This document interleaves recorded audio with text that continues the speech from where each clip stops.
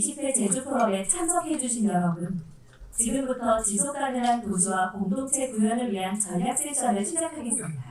원활한 행사 진행을 위해서 휴대전화는 매너 모드로 전환해 주시길 바랍니다. 본 행사는 한국어, 영어로 동시 진행됩니다. 통역을 원하시는 분들께서는 자리에 놓여진 통역기를 착용하시기 바랍니다.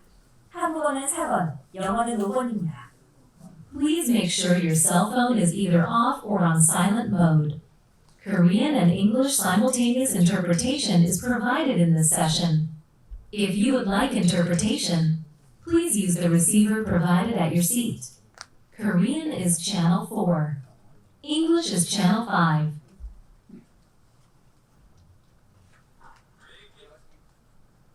안녕하십니까. 제20회 평화 번영을 위한 제주포럼 세션에 참석해주신 여러분을 진심으로 환영합니다. 저는 이번 세션의 사회를 맡은 제주특별자치도 지속가능 미래팀장 조영진입니다. 바쁘신 일정 속에서도 참석해주신 모든 분들께 다시 한번 감사드립니다. 지금부터 세션을 시작하도록 하겠습니다. 이번 세션은 지속가능 발전이 가져올 미래의 모습을 구체적으로 제시함으로써 포럼에 참석해주신 분들께서 지속가능 발전에 대한 이해와 인식을 확대하고 일상생활에서 동참해 주실 것을 장려하기 위해서 기획되었습니다. 이번 논의를 통해서 우리가 지향할 방향인 지속가능 발전에 대해서 한 번 더 생각해 보시는 계기가 되었으면 좋겠습니다. 그럼 먼저 이번 세션에서 미래의 도시 모습을 그려주실 분들을 소개해 드리겠습니다. 오늘 좌장을 맡아주실 제주 지속가능발전위원회 김인환 부위원장님이십니다. 네, 부산대학교 도시공학과 정주철 교수님이십니다. 우송대학교 철도경영학과 이용상 교수님이십니다. 연세대학교 정보대학원 이정훈 교수님이십니다. 인프라경제연구원 이창훈 원장님이십니다. 마지막으로 OECD 지역개발정책위원회 비도시정책분과 오성익 부회장님이십니다.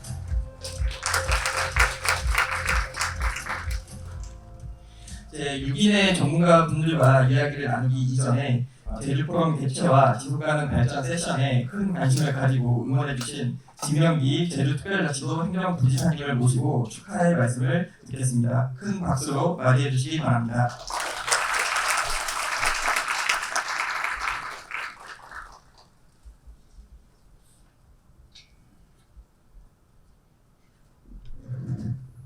예, 안녕하십니까. 제주특별자치 행정부지사입니다. 반갑습니다.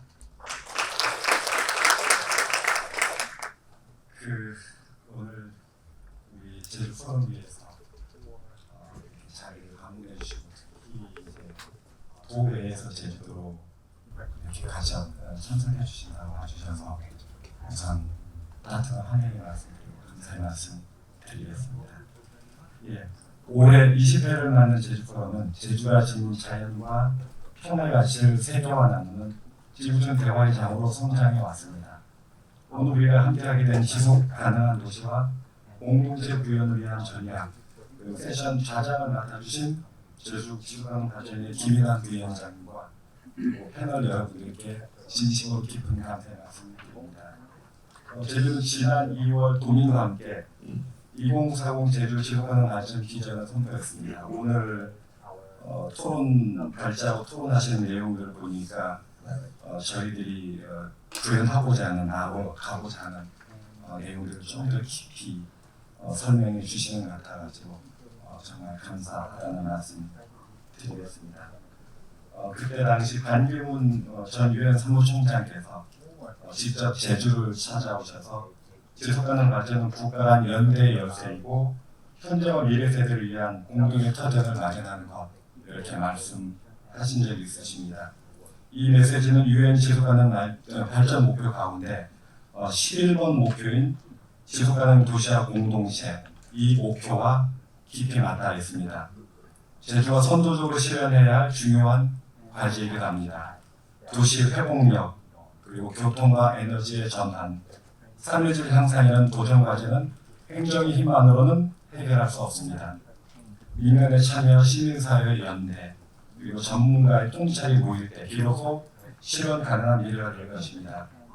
오늘 세션에서 제시되는 전략과 실천 방안들이 제주를 넘어 대한민국 그리고 더 나아가 인류의 지속 가능한 발전을 이끄는 실질적인 나침반이 되기를 기대합니다. 다시 한번 찾아주시고 참석해 주셔서 감사합니다.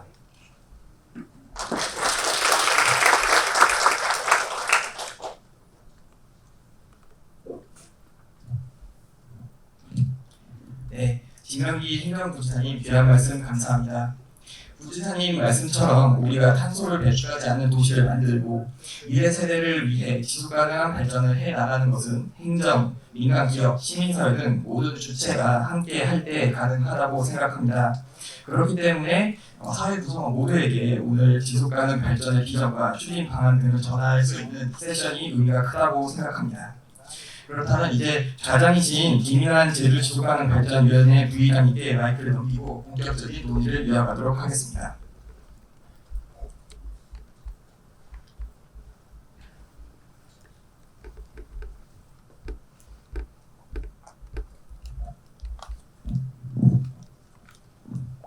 예, 제가 좌장이면서 제주와 관련된 거에 대한 발표까지 포함이 되어 있습니다. 그래서 아마 여기 이제 많은 분들이 오셨는데 전체적인 제주 그림을 아시고 다시 한번 확인하시고 이 교수님들 발표하는 게 들으시는 게 훨씬 더 좋을 것 같아서 제가 앞에 도와 관련된 것들 그리고 도가 핵심으로 하고 있는 디지털 전환, 에너지 전환, 그래서는 탄소중립 도시와 관련된 약간 내용에 대한 것을 먼저 발표드리도록 하겠습니다.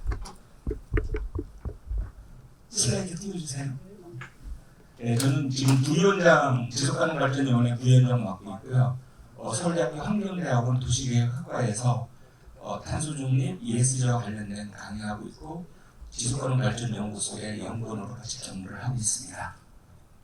제주의 고민이 과연 뭘까? 글로벌 차원에서의 제주의 전략은 뭐고 어떻게 실천할 것인가에 대한 간략적인 내용들입니다. 제주 인구나 총생산에 대한 그런 유지를 하고 있으나 청년이나 고령층을 중화하고 있고 타시에 대한 전출 인구는 굉장히 계속 늘어나고 있는 그런 상황이 되겠습니다. 네, 과연 제주에 있어서 2040 가장 중요한 지속가능 발전 계획의 목표가 뭘까? 양질의 일자리, 환경 파괴 이런 것들이 있고요. 그래서 결국은 환경 보존과 파트너십을 통한 주민의 건강과 웰빙까지를 포함하는 계획이 돼야 되겠다. 이렇게 보고 있습니다. 제가 이거를 먼저 띄우는 거는 말에 대한 얘기 나오면 제주 많이 나오잖아요. 그래서 처음에는 사람 서울 제주 말 이런 얘기 나왔을 때 굉장히 기분 나빴는데 이제는 다 코스에 대한 걸로 차라리 제주가 뛰어넘자 그런 의미에서 하얀 말과 검은 말 다코스를 갖다 놨습니다. 그래서 다코스는 말 그대로 저기 있는 것처럼 생각할 수 없는 상상할 수 없는 것들을 생각하게 하고 극진적인 아이디어를 엠브레싱해서 껴안고 같이 나아가고 그리고 다양한 경계를 뛰어넘는 차원에 있어서의 다코스가 제주가 되자 그런 차원으로 해서 보시면 되겠습니다. 어디 발표할 때 제가 이걸 제일 많이 강조하는데 우리는 너무 유행것만 보고 있는 거 아닌가? 하나의 트렌드나 사건보다는 이벤트보다는 그 밑단에 트렌드나 패턴을 봐야 되고요. 저 패턴이 결국은 스트럭처, 구조를 바꾸고 사람의 비헤이버, 행위를 바꾸잖아요. 그리고 맨 밑에 가서는 멘탈이라든가 이런 것들이 연관이 된다. 그래서 우리가 보는 맨 꼭대기만 보지 말자. 그래서 이거는 빙산의 일각으로 우리가 그 밑에 있는 비헤이버나 스트럭처, 결국은 제주도의 행태나 제주도의 구조가 바뀌어야 된다. 그런 말씀을 드리기 위해서 한 겁니다. 탄소 배출, 아이폰 14에서는 이미 3년 전에 탄소 배출 다 나왔습니다. 그래서 기가 단위에 대해서 탄소 배출가 얼마나 되느냐를 가지고 전애들은 저걸 마케팅으로 삼고 있고요. 그때 당시 삼성이나 이쪽은 적도시를 못했습니다. 그래서 글로벌 차원의 마케팅 싸움이 결국 탄소중립 도시나 기후와 연관된 쪽으로 나아가고 있고 도에서 작년에 만들 때 SDG에 있어서 저도 총괄 TF에 관여를 했는데 저는 도에다가 7가지에 대한 핵심적인 걸 한번 우선적으로 해보고 싶다라고 건의를 했던 내용입니다. 그래서 환경 분야의 재난 문제, 생태 서비스 문제, 사회에 있어서 돌봄, 시골 도시 근수소, 경제 분야에 있어서의 일자리 문제하고 플라스틱 문제에 대해서 도가 우선을 했으면 좋겠다 이런 제안을 했었고요. 결국은 모든 계획들이 다 연계가 되어 있습니다. 그래서 에너지와 관련된 걸 통해서 소비하고 생산이 있어요. 맨 마지막 단에 그린 생산. 그래서 최근에 제주도가 나오는 뭐 알리백 계란부터 시작해서 알리백 식품들이 결국은 에너지 저금으로부터 시작해서 그린 생산까지 이어지는 선순환적인 구조로 나오고 있다. 그래서 제주의 가장 큰 고민을 저희는 엠퍼시에서 뭘 공감할 거냐, 기후위기, 탄소 중립, 지역 소멸이라든가 이런 게 있는데 여기에 있어서 그러면 가장 핵심적인 걸 뭘 삼을 거냐, 탄소 중립이나 지속 가능 목표로 삼자. 그리고 그걸 하기 위한 해결하기 위한 아이디어로 에너지 전환, 디지털 전환, 그린 수소, 창업 도시, 기획특구, 분산특구에 대한 것을 만들고 프로토타입에 대한 시작을 탄소 중립 선도나 2030 넷제로나 플라스틱 도시와 관련된 것을 시작을 하고 다양한 시민 중심, 지역 중심으로 실천을 하자라는 걸로 저는 제안을 하고 있는 상황이 되겠습니다. SDG 기후위기가 나왔는데 결국 이제 코비드-19에 굉장히 새로운 국면을 맞았죠. 그래서 파라다임에 대한 시프트가 대전환이 이루어지고 있습니다. 그래서 실질적으로 SDG에 있어서도 결국 달성된 거 봤을 때는 17%밖에 안 돼요. 2015년에 해서 작년에 과연 글로벌 차원에서 SDG 달성률이 얼마나 될까라고 봤을 때는 17%에 대한 굉장히 미흡한 정도의 것을 보여주고 있습니다. 바로 이 모습인데요. 현재 이제 작년에 지속가능 목표 글로벌 차원에서 평가했을 때 17%거든요. 하나도 안 되고 있다고 17%고 그나마 잘 되고 있는 거 이게 7번이 에너지입니다. 그린 에너지와 관련된 쪽, 신재생 쪽은 그게 강조되고 있다. 그리고 12번이 자원순환입니다. 그래서 7번하고 12번은 그나마 상대적으로 잘 되고 있는 것으로 파악하고 있습니다. 이 아저씨가 나와서 좀 굉장히 복잡하죠. 트럼프가 나와서. 그러나 미국에서도 실질적으로 트럼프 반드시 많이 하고 있거든요. 이분들이 내놓은 목표는 바로 이건데 US 드림 뒤에 글자가 생략됐죠. 뭘까요? 파리 협정입니다. 파리 협정 탈퇴했잖아요. 근데 기업이나 NGO, 심지어 주정부에서 우리는 파리 협정 속에 있다라고 해서 지금 기후위기와 관련된 것들에 대해서 하고 있다. 제주도도 굉장히 많은 시도를 해왔습니다. 탄소중립 기본계획부터 시작해서 분산에너지 법이 통과되고 이번에 특구로 V2자 관련된 서비스에 대한 게 지적이 됐고요. 그래서 굉장히 다양한 에너지 특구, 그다음에 디지털 전환, 그다음에 수소와 관련된 것들에 대한 집중력을 하고 있다. 그런 뛰어넘고요. 그래서 결국 제주 전략은 지난해 2월달에 발표한 것을 5P로해서 간단히 말씀드리면 첫 번째 플래닛 탄소 중립에 있어서 지구 환경과 관련돼서 물 문제, 육상, 바다, 쓰레기 문제, 습과 관련된 공간 혁신을 이루겠다라고 하는 게 이제 지구 환경 쪽이고요. 피플과 관련된 쪽은 주민입니다. 에너지 문제, 학습과 관련된 거, 그리고 표현적 복지 행정 서비스, 교통 문제, 친환경, 그다음에 보편적 평등 사회, 피플과 관련된 걸 말씀하셨고요. 세 번째, 프로스퍼리티와 관련된 경제입니다.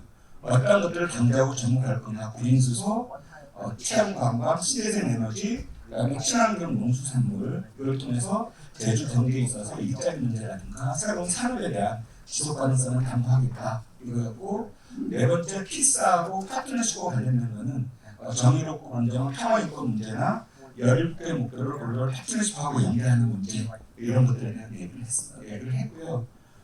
각각 전략에 따라서 환경, 사회, 가버넌스와 관련된 쪽으로 해서 진행을 하고 있습니다. 근데 저는 여기서 꼭 말씀드리고 싶은 게 이걸 지역하고 연결시키자라는 말씀을 드리고 싶습니다. 제주도 전역으로 보면은 이쪽이 에너지 환경이고 그쪽이 건강복지, 경제산업, 문화관광에 대한 각자 특징이 있다는 거죠. 현안 문제들도 있고 이걸 SDG하고 연결을 해서 각각을 해보자는 것이었고요. 두 번째는 분산에너지와 관련돼서 각각 소개하고 있는 패턴들이 다 다르니까 이 형태에 따라서 새로운 분산에너지의 전략들이 바뀌어야 된다. 이런 것들이고 기후테크와 관련된 것도 굉장히 높게 나옵니다.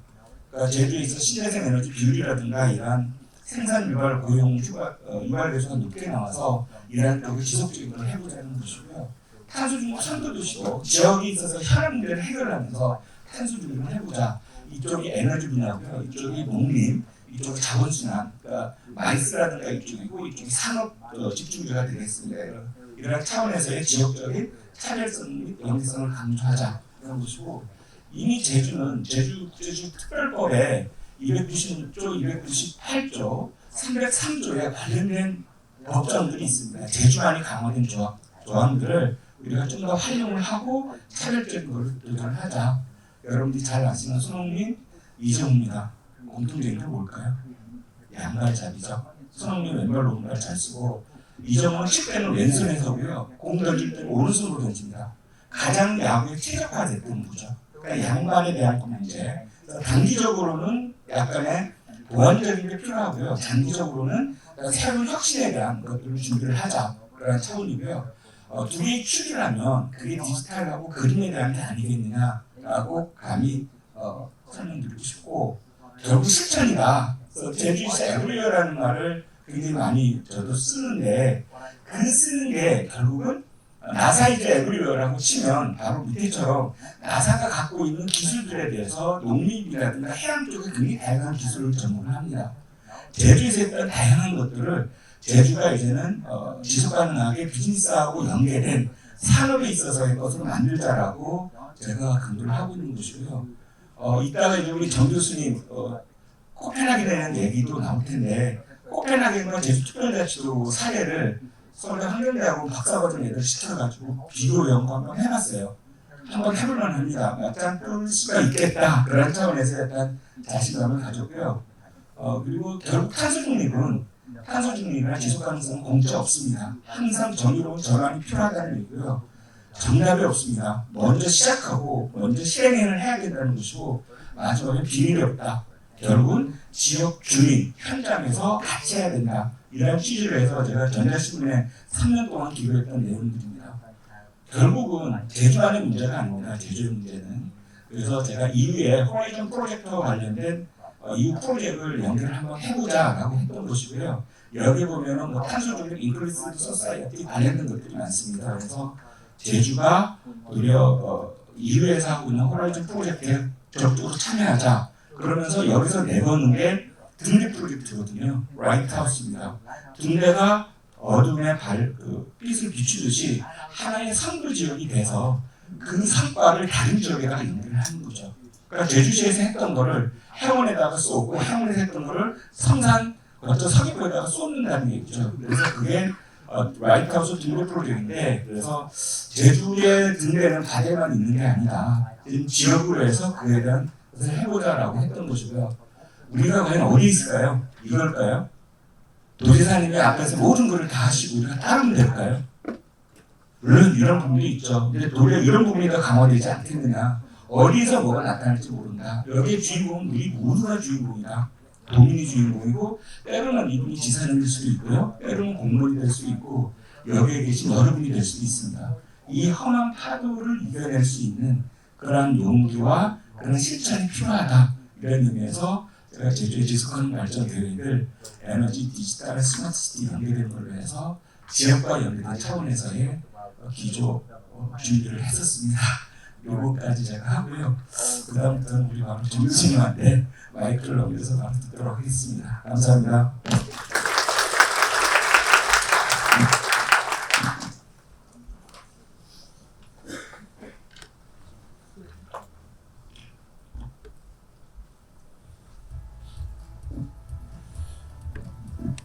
뒤에서 말씀하신 거 다 하신 것 같아요.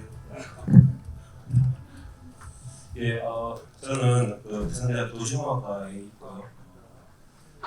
지금 환경부에서 하는 기후변화 특성화대학원이라고 탄소중립 대학원을 부산대학에 설치해서 하고 있습니다. 그리고 한 2년 전에 부산시 2050 탄소중립 계획을 수립을 PI로서 해서 그런 경험이 있어서 이번에 요청을 넷제로 시티에서 계획을 했는데 시간 한 5분 정도밖에 없으시다 해서 아주 기초적인 것만 만들어봤습니다. 그 넷제로 시티를 해서 이걸 아까 우리 교수님도 탄소중립 도시로 그냥 이렇게 번역을 하셔서 저도 뭐 이렇게 쓰고 있습니다. 그래서 우리가 아는 탄소중립 넷제로라는 세계가 사실 이 부분에 대해서 뭐 의심도 굉장히 많이 했지만 이제는 기후 변화의 위기를 벗어날 수 있는 나라나 도시가 있을까?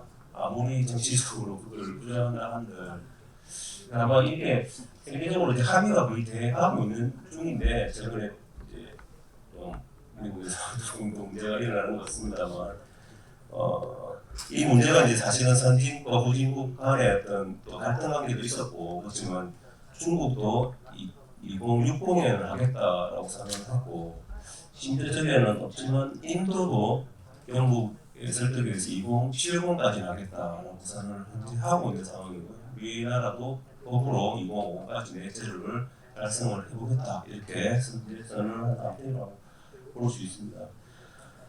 그래서 이제 넷제로라는 측면은 우리가 배출하는 만큼의 부분을 흡수를 해서 실질 배출량을 제로화 시켜보자라고 하는 좀 어떻게 생각하면 그게 가능한가? 뭐 이런 생각도 사실 좀 들기도 합니다만 이게 이제 전 세계에서 이제 서로 약속한 것이고 이 부분을 서로 같이 한번 해보자 이렇게 좀 결의가 돼 있는 상태이기 때문에 전 세계에서 이렇게 감축 목표를 정하고 추진 전략을 이렇게 정합니다. 비전 및 전략을 정하는데 비전 및 전략을 이렇게 가만히 들여다보시면 대부분적인 이제 기술 혁신과 공학적인 기술 적용 여기에 달려 있습니다. 그러니까 이 부분에서 조금만 뒤처지면 국가 경쟁력이 완전히 뒤처질 수 있는 지금 이런 시대에 저희가 살고 있습니다. 그래서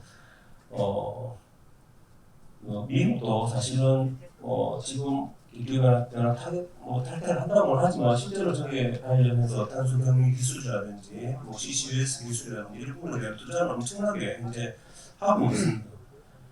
이 부분도 이게 제가 이제 부산시 계획을 세울 때 조금 사례로 봤던 지인데 일본 동경 지도입니다. 동경이 저렇게 사진이 그림처럼 만화처럼 일본 분들이 되게 만화 좋아하지 않습니까? 아주 상세하게 저런 부분들을 뭐 지붕에 태양광을 쏟는다든지 저 산 위에 풍력 단지를 넣는다든지 자세히 보시면 그리고 저기 섬 같은 지역에도 보시면 일종의 인공 이쪽도 넷제로 섬 아일랜드를 만들어가는 계획이라든지 길거리마다 아주 자세하게 사람들이 어떻게 하면 에너지를 절감하고 에너지를 또 생산해낼 수 있는지 이런 부분들을 가지고 섬세하게 설계를 현재 해가고 있습니다. 저는 도시계획하는 입장에서 볼 때는 저희가 한 몇십 년 전만 해도 어떻게 하면 경제 발전할 건가에 대한 부분에 포커스를 많이 맞췄었는데 이제는 어떻게 하면 이 탄소 중립을 실현해낼 수 있느냐 이게 이제 경쟁력 측면에서라든지 어떤 기술 혁신적 측면에서 어떤 그것을 공간에 어떻게 적용할 것인가 이 부분이 현재 도시계획 쪽에서 가장 앞서가는 트렌드라는 생각이 좀 들었고요. 한국의 이제 온실가스 배출량을 보면 사실은 저희 나라가 굉장히 비판을 많이 받았습니다. 이명박 정부 때부터 약속을 했었는데 나중에 보니까 우리만 약속을 안 지키고 있는 나라였는데 저기 2019년까지만 제가 좀 적었는데 이때가 좀 코로나 터지면서 조금 낮춰졌습니다. 그래서 현재 부분도 현재 또 증가되고 있다고 합니다. 사실은 이 부분에 대해서 저희가 국가적으로 전 세계에 약속을 한 부분이기 때문에 저희도 이제 지속적으로 해 나가야 되는데 이게 이제 국가적인 약속뿐만 아니라 이제 도시 분야로 더 내려와서 도시 단위에서 어떻게 이것을 실현할 수 있을 건가, 탄소 중립 도시를 어떻게 넷제로 도시를 어떻게 할 건가가 지금 가장 큰 숙제고 아마 전국의 모든 지자체가 이게 지금 심의를 기울이고 있는데 제가 이거 관련해서 오늘은 요거 설명드리는 이게 이제 예전에 어떤 조선일보에 실렸던 부분인데 일상적인 측면에서 탄소 중립과 관련한 부분들이 저희 시민들이나 좀 아이들도 그렇고 점점 이렇게 이제 익숙해지고 있는 측면이 분명히 있습니다. 여기 보시면 아까 우리 제주시에서 큰 백서를 갖다 주시는데 사실 프린트를 하지 않는 요즘 그런 분이 저희 학교도 지금 프린트하지 않고 온라인으로 돌리고 있고 뭐 점심때 텀블러를 사용하는 부분이라든지 이런 것들이 그냥 소비 절약의 측면이 아니라 탄소 중립, 넷제로적인 어떤 그런 사고들이 점점 저희 일상생활 속에 좀 떨어지고 있고 사실 일산에 있는 교육청에 있는 이제 교육감님들도 초등학교 교육에서부터 바꿔야 된다 하는 그래서 환경 교육을 더 탄소중립 교육 강화해야 된다. 이게 이제 각 지자체별 탄소 교육감님들의 생각들도 이쪽으로 좀 모아지고 있다고 좀 보이고, 그래서 제가 부산시 계획을 좀 수립하면서 한 7, 8가지 정도로 이렇게 제안을 한 게 있어서 저도 이 부분만 조금 정리해가지고 왔습니다. 예전에는 이제 정부랑 시정부라든지 중앙정부랑 시민 간의 어떤 협력 관계를 좀 많이 이야기를 했었는데, 이제는 특히 기업들 측면들이 이 부분에 대해서 굉장히 각성하고 ESG 경영을 강화한다든지 이 부분을 뭐 부설 수 없는 대세가 이제 되어가고 있고, 아리백 이런 거는 이제 국민적인 상식이 이제 돼가고 있는 것이죠. 그래서 이 부분을 어떻게 시민들의 적극 참여나 기업들의 적극 참여를 어떻게 이끌어내고 같이 해낼 것인가가 가장 큰 숙제가 될 것이고, 제일 중요한 부분이 제가 제일 먼저 한번 생각하고, 결국 이 재생에너지를 확대를 해서 그 지역에서 나오는 모든 에너지를 재생에너지화 시켜야 됩니다. 사실 100% 이렇게만 된다 그러면 굉장히 쉽지만 제가 이렇게 뭐 정정 연료 발전, 연료전지, 태양광, 풍력, 그린수소 이렇게 적지만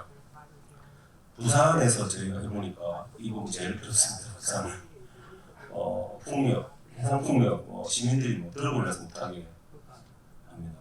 경관 문제, 아파트 본인들이 다 망쳐놓고는 경관을 본인들 앞에 저런 거 세우고 절대로 안 된다 이렇게 하는 거죠. 그래서 저거를 어떻게, 제가 풍력, 해상 풍력하는 관계자들하고도 많이 만나봤는데, 제발 부산에 해상 풍력 좀 하게 해달라. 주민하고 어떻게 설득을 할 건가, 주민들하고 어떤 타협점을 이룰 건가, 지금 현재 부산시의 가장 큰 숙제 중에 하나고, 그래서 이거는 모든 지역에 이런 신재생 에너지로 각 지역 도시에 100% 에너지를 만들어내서, 사실은 부산 같은 경우는 제가 이제 좀 설명드리면, 부산은 원자력 에너지가 나오기 때문에 부산시 전체 에너지 생산의 3배를 냅니다. 그러니까 좀 몇몇 분들은 우리가 에너지 그만큼 생산을 내는데 이런 거가 잘 필요 있느냐 이렇게 또 주장하시는 분들도 사실 있긴 있습니다. 그런데 이 부분은 에너지를 어떻게 확대해낼 건가 모든 사람의 숙제고, 사실 이게 이제 제일 어떻게 생각하면 경제 성장과도 관계된 이 첨단 기술을 어떻게 이 넷제로 도시를 통해서 우리가 도입을 할 수 있고, 이 지역 내에서 어떻게 우리가 모든 산업 공정이라든지 수송 효율적인 측면이라든지 CCUS 측면이라든지 이런 가장 그 숙제들인데, 현재 저희 나라 같은 경우는 아직은 이 부분에 대해서 조금 최근 몇 년 동안 좀 뒤처진 거 아닌가 싶은데, 이제 외국에서는 이런 CCUS 같은 CO2 포집에 대한 그런 앨런 머스크라든지 빌 게이츠 같은 이런 테크의 어떤 영웅들이 이거 바로 해보겠다 해서 지금 진행 중인 걸로 알고 있는데, 저희 나라는 이게 언젠가 되겠지 하면서 저희는 좀 뒤로 한 발 빼고 있는 상태입니다. 당장 이렇게 탄소 중립으로 가지 않고 기술 혁신이 이루어지면 나중에 일본부가 이제 되겠지 해서 저희가 한 2030까지는 조금 뒤로 한 발자국 나와 있는 상태인데, 이 부분에 대해서도 국가적으로 굉장히, 이건 사실 지자체 입장에서 할 수 있는 역할보다는 이제 정부, 중앙정부의 역할이 좀 되게 중요한 그런 부분인 것 같습니다. 그리고 이제 부산시에서 좀 되게 흥미롭게 생각했던 거는 이 도시 공간 구조를 어떻게 변화시킬 건가.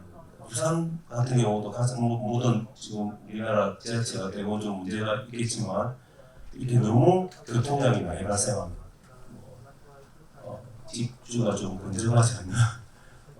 교통량, 이산화탄소 중에 가장 많은 도시 중에 하나입니다. 이 도시를 어떻게 바꿀 건가인데, 아까 제주도 보니까 15분 도시 부분을 합니다. 부산도 시장님이, 지금 시장님이 가장 큰 관심이 15분 도시를 되게 실현했거든요. 그래서 이거를 처음에 이제 탄소중립 계획을 수립할 때 이제 좀 문제 제안을 했고, 시 차원에서도 이제 이거를 좀 가장 중요한 주제로 해서 현재 생활공 계획을 수립하고 있는 그런 부분이 되겠습니다. 이거 관련해서 이제 부산에 영도가 있습니다. 영도. 그 영도를 하나의 모델 지역으로 삼아서 영도 지역 자체를 이 저탄소 아일랜드로 만들어보자 하는 그런 계획안이 지금 만들어졌고, 그런 부분을 좀 진행 중입니다. 뭐 전기차 부분은 아시겠지만 전 세계가 이제 내연기관 차들을 폐지를 하겠다. 그래서 2030, 2035까지만 해도 미국 캘리포니아 같은 경우도 거의 없애는 추세이기 때문에 이 부분도 부산시도 가장 크게 투자하고 있는 그런 부분이 되겠고요. 그리고 충물 관련도 노후 건축물이 굉장히 도시마다 많이 늘어나고 있기 때문에 이 도시 부분을 건축을 어떻게 탄소 중립 시키는가 가장 큰 숙제가 될 거고요.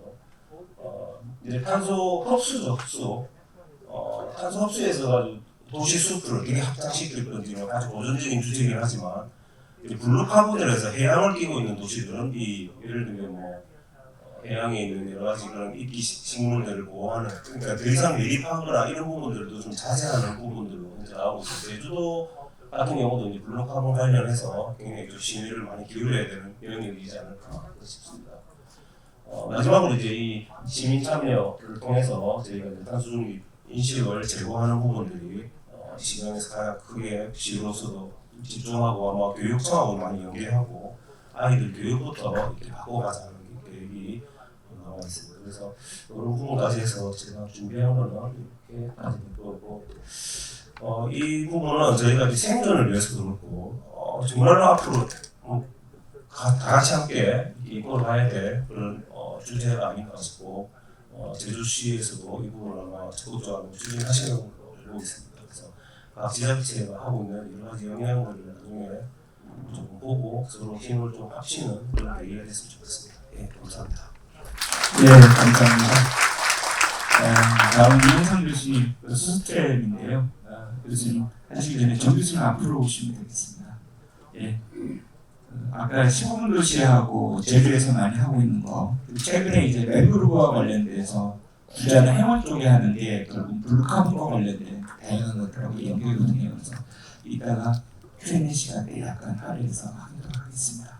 예, 부탁드립니다. 네, 감사합니다.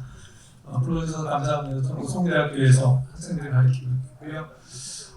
저는 이제 수소 트램 제주에 대한 이야기를 할 텐데 제가 아무래도 왜 와서 이런 이야기를 할까 궁금하실 것 같아서 저는 이제 전공을 교통공을 했습니다. 그래서 일장 원장님하고 또 이렇게 저는 주로 철도를 했습니다. 그래서 철도학회에서 회장도 하면서 관심이 있었고 최근에는 보수철도 제가 20년차를 보수철도가 작년에 국장님들이시지만 20년 돼서 그 흔적을 어떻게 정리할까 해서 20년차를 좀 정리했고요. 최근에 이제 수소 트램에 대한 연구도 같이 하고 있습니다. 그래서 오늘 그런 말씀을 좀 드리고 개인적으로는 또 저희 어머니가 1년 반 동안 오연중학 피난민학교에 계셨습니다. 어머니한테 늘 제주도 이야기 듣고 오늘도 어머니한테 제주도 간다고 얘기를 들었는데 잘 알아보시더라고요. 제가 말씀드리도록 하겠습니다. 우리 선생님들이 제가 제주도분인지 다른 분인지 모르겠는데 지금은 제가 간략하게 말씀드리면 제가 고속철도 처음 2000년도 2004년도 이렇게 고속철도 계획을 세울 때는 철도에 대한 지방에 가서 제가 이런 얘기를 하면 철도에 대해서 별로 반감이 굉장히 힘들어했어요. 근데 지금은 어느 지역에든지 가서 제가 철도 이야기하면 굉장히 좋아하시고 우리 지역에도 철도가 들어와야 된다. 이런 이야기를 그래서 저희들이 지난주에 철도학회를 광주에서 했는데 이런 이야기를 했어요. 이제 철도가 대세다. 르네상스에 지나갔고 어느 지역이든지 철도가 없이 그 지역의 지속 가능성과 탄소 중립과 지역 개발을 논의할 수 없다. 이렇게 저희들이 얘기를 해도 전혀 문제가 없을 정도로 되어버렸습니다. 그래서 지금 상황은 철도는 이제 그 역뿐만이 아니라 지역을 발전시키고 특히 지금 지역 소멸 문제가 지역 균형 발전 문제가 굉장히 심각하다. 이런 문제를 해결할 수 있는 것이라고 저희들 이렇게 보고 있고요. 그다음에 이제 우리 제주도도 뭐 이거 합쳐서 60만 정도 되고 제주가 좀 발전해 서귀포가 좀 있고 좀 떨어져 있잖아요. 그래서 그럼에도 불구하고 이러한 문제, 지역 소멸이라든가 지역 균형 발전 문제를 해결할 수 있는 건 결국 네트워크로 하나로 묶어줘야 된다. 현재 있는 자동차라든가 버스 갖고는 지속 가능성 확보하기 어렵다는 게 저희들 전문가들의 판단입니다. 그리고 아시겠지만 오늘도 제가 렌트카비라고 했는데 거기서 사고 났더라고요. 지금 인구 60만인데 자동차가 72만 대잖아요. 뭐 전국에서 가장 많은 인구 대비 자동차 가장 많은 데고 렌트카 뭐 3만 대 이상이고 자동차 사고율. 그러니까 이런 지표들을 보면 저희들이 지속 가능성을 제주가 확보할 수 있을까? 지금에 있는 대중교통 체계 갖고도 물론 이제 VRT가 돼 있긴 합니다만은 근본적으로 해결이 어렵다는 게 제 생각입니다. 그래서 앞으로 지역의 문제를 이 궤도교통으로 풀 수밖에 없지 않는가 하는 게 저희 생각입니다. 최근에 이제 이 연구 때문에 이제 최근에 아무래도 지금 저희가 아까 정 교수님들이 일본 얘기를 하셨는데 왜 일본을 볼 수밖에 없냐면 저희랑 그 구조가 비슷하고 지금 경제가 비슷하게 갑니다. 일본도 지역 소멸에 대해서 우리는 0.78이지만 일본이 1.23입니다. 출생 버스레이트에 대한. 그러다 보니까 일본도 지금 어떻게든지 지역 소멸 문제라든가 지역 균형 발전 문제에 대해서 노력을 하거든요. 그래서 저희가 일본을 볼 수밖에 없습니다. 저희가 지난달 조금 몇 달 됐네요. 제가 가서 이제 국토교통부 가서 인터뷰도 하고 일본의 교통정책이나 지역정책 어떻게 갈 것이냐를 이야기했더니 다들 그러더라고요. 이제 버스 가지고는 한계가 있고 일단 버스 고령자들이 운전을 할 수 없습니다. 그래가지고 이제는 트램으로 갈 수밖에 없는 그런 구조. 이 우스노미야 같은 인구 50만밖에 안 되는 도시거든요. 딱 50만인데도 이제 이 트램이 들어가면서 어떤 변화가 있었냐면 수요도 생각보다 늘어났고요. 젊은이들이 이제 살기 좋은 도시로 이주를 하기 시작했습니다. 예전에 굉장히 일본은 고령화된 노령화된 도시였는데 이제 저는 새로운 이렇게 생겼습니다. 네. 이게 축제 때 제가 일본 그 트라벨 축제 때 가서 찍은 건데 저런 보이는 무빙한 어떤 트렌드가 보이니까 젊은 사람들이 모이기 시작하고 아이디어가 나오는 거예요. 근데 버스만 가지고는 안 되잖아요. 그래서 지금 이거를 가지고 우스노미야 씨는 하나의 시골로 됐고 국토교통부는 이 모델을 위해서 일본에서 50만 도시들은 다 트램으로 가겠다는 것이 정책이 됐어요. 그리고 사실은 지금 국장님 나오고 계시지만 우리나라도 50개 도시 이상에서 트램으로 가겠다고 이미 발표를 했습니다. 이제는 버스 가지고는 안 되는 거죠. 그래서 트램으로 가겠다고 해서 이게 우스노미야에서 성공한 사례인데 1분 역세권이라는 개념이 도지했어요. 왜냐하면 여기 한 18km 되는데 여기 한 500m 안 돼요. 트램은 그렇게 운영이 됩니다. 그러다 보니까 1분 역세권 개념이 도입하는 여기 아파트 있으면 집에서부터 자기 트램까지 1분이면 가게 되는 거예요. 그러니까 이런 새로운 그동안 생각하지 못했던 새로운 모델이 나오다 보니까 아이디어도 나오고 젊은이도 살게 되고 그 다음에 이제 자동차 수요도 줄게 되는 굉장히 많은 효과가 있었던 것이 우스노미야 시입니다.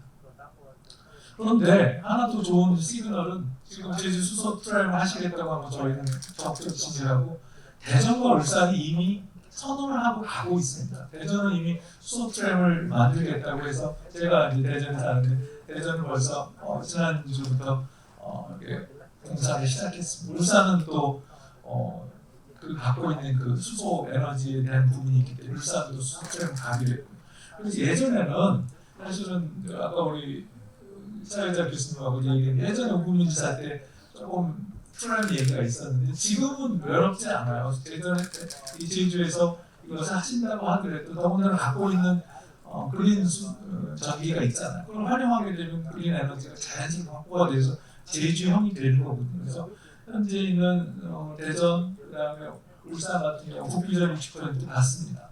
그렇게 하고 나름대로는 저걸 산업화해가지고 지역의 활력과 발전과 관광과 이런 쪽으로 발전시키는 그런 사례가 있기 때문에 충분히 제주도 고민해 볼 만하고 한번 시도를 해야 된다 이런 생각입니다. 최근에 제가 아까 말씀드린 대로 고속철도 20년사를 이제 편찬하면서 철도가 들어가면서 궤도교통이 들어가면서 사실은 유발 수요도 있지만 저희들이 보이는 것이 우리가 보통 경제성 얘기를 많이 하는데 지금 트렌드가 어떻게 바뀌었냐면 이제는 경제성만 가지고 평가할 것이 아니라 그것이 가지고 있는 사회경제적 효과, 카본에 대한 부분이라든가 지역에서의 그 사람들의 활력, 이동 가능성 이런 것들이 이제 팩트가 들어가거든요. 그래서 그동안에 있는 저희들이 고속철도를 했을 때는 사실 저희들이 고속철도 계획할 때는 경제성을 많이 봤어요. 얼마만큼 수요가 많이 늘어나는지, 유통 시간을 얼마만큼 줄이는지 이런 쪽이 많이 나는데 이제는 그 팩터보다는 굉장히 사회경제 효과들이 많이 들어갑니다. 실제로 저희들이 버섯철도 20년사를 정차역을 다 분석을 해봤더니 이 버섯철도가 들어간 역들은 굉장히 경제적인 효과, 사회경제적인 효과, 그다음 지역에 대한 발전, 그다음 인식, 그다음 인지도 이런 부분이 증가한 것을 알 수가 있습니다. 그래서 OECD 정책도 마찬가지입니다. 국장님 말씀해 주셨는데 이제 OECD 같은 경우에도 이제는 완전히 탈화석적인 교통 정책으로 바뀌어버렸습니다. 그래서 지금 이제 항공배가 현재 물류에서 90%입니다만 트럭에서 철도, 디지털화, 세이프티, 시큐리티, 그다음에 유니버셜 액세스, 교통의 약자, 그다음에 국제관 운영도, 지역은 트램으로 가는. 유럽 같은 경우는 지금 트램은 580개 도시에서 이 보편화된 교통수단입니다.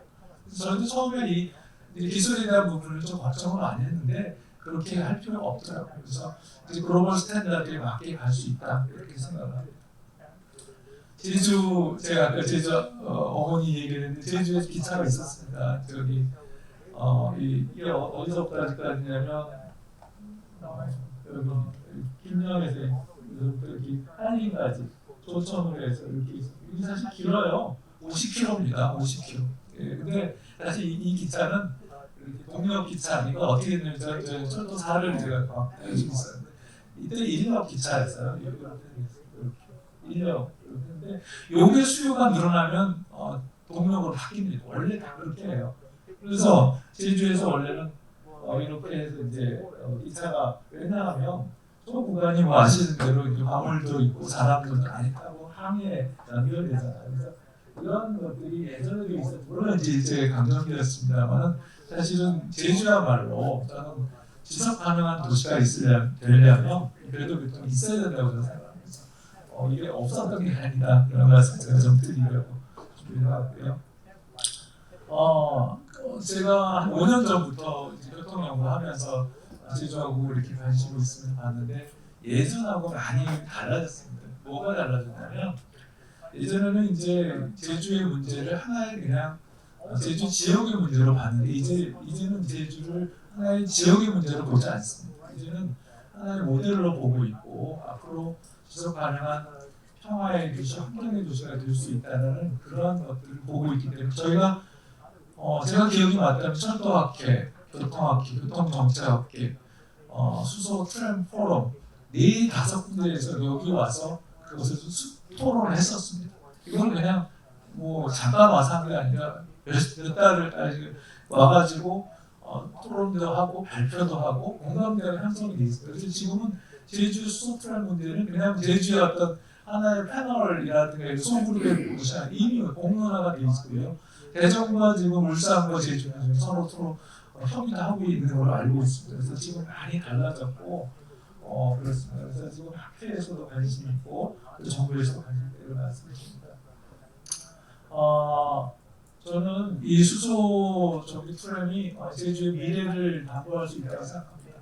제가 버섯철도 20년차를 하면서 제일 많이 느꼈던 게 뭐냐면 버섯철도 1989년에 그것을 결정할 때 많이 반대가 있었습니다. 그때 반대 논리가 뭐였냐면 미래 10년, 20년 후에 한국의 교통이 이대로 가서 되겠냐. 이 논리가 교통부가 먹혔던 것 같거든요. 그래서 저는 지금 한번 냉정하게 보면 지금에 있는 교통 시스템 가지고 10년, 20년 후에 제주의 지속 가능성을 확보할 수 있겠는가. 이 부분에 대해서 제가 질문을 드리면서 반드시 이 부분은 제주에서 꼭 하셔야 될 부분이라고 강조하면서 저희 발제를 마치겠습니다. 감사합니다.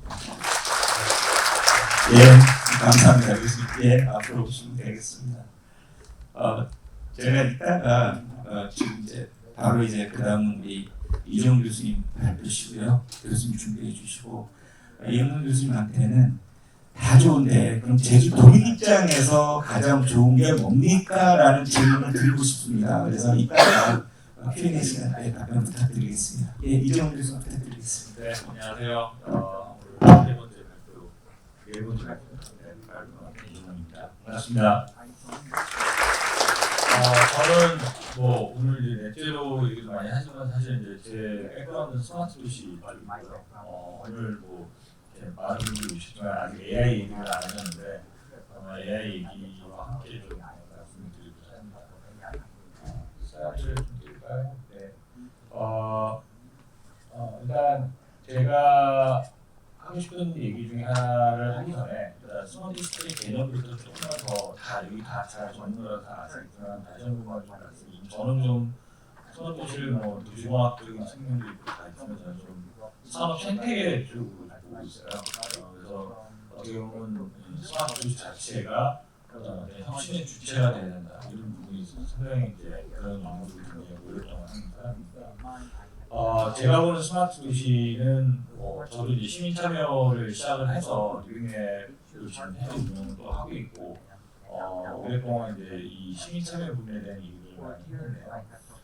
여기에 대한 어떤 정의 측면에서는 결국은 이제 ICT 기술을 바탕으로 해서 뭔가 도시 문제를 해결한다는 것 자체가 어떤 스마트 도시라고 할 수 있어요. 그래서 아프리카에 정말 어떤 굉장히 어떤 겪고 있는 도시, 직면하고 있는 문제들부터 시작해서 뉴욕에서 겪고 있는 문제들까지 다양해 각 도시마다 겪는 게 다 다르거든요. 그래서 그런 문제들을 어떻게 보면 이제 IT를 통해서 해결해보는 그런 개념으로 얘기를 했고요. 저는 이제 그 15년부터 계속 얘기를 했던 거는 아마 스마트 도시가 지역 혁신 플랫폼이라고 보고 있어요. 아마도 여기 뭐 김교수님 여기 계시지만 스마트 시티 챌린지 사업도 하셨을 때도 그렇고 저의 어떤 그런 뷰포인트는 아마 이제 이런 생태계가 잘 만들어졌는지 그리고 현재 아마 공모사업들도 다 이런 혁신 생태계나 이런 부분들이 탄탄하게 잘 만들어졌는지를 보고 아마 선정을 하고 있어요. 그래서 그런 부분이 있어서